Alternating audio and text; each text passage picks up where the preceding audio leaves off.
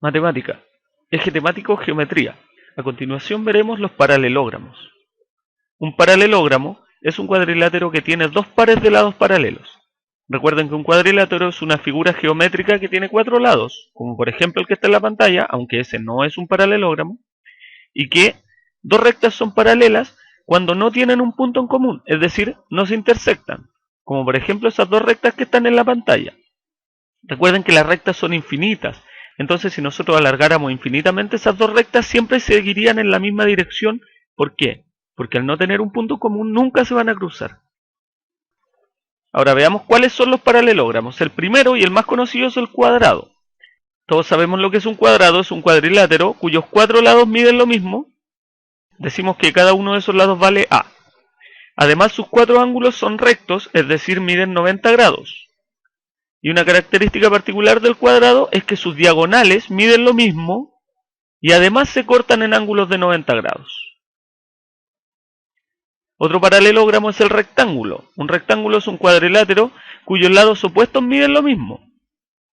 Es decir, esos dos lados miden lo mismo, ponemos que miden A, y además esos dos lados miden lo mismo, ponemos que miden B.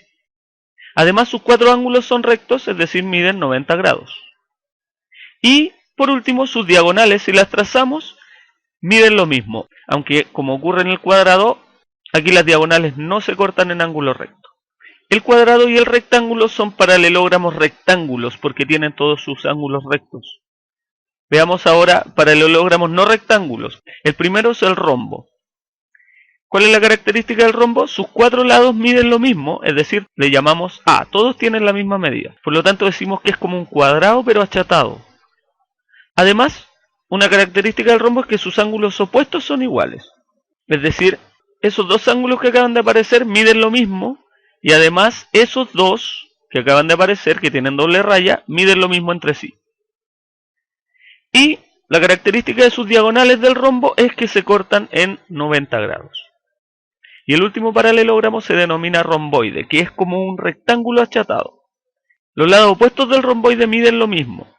Es decir, como en el rectángulo, los lados paralelos, esos dos que acaban de aparecer, miden lo mismo y los llamamos A, y los lados que miden B también miden lo mismo.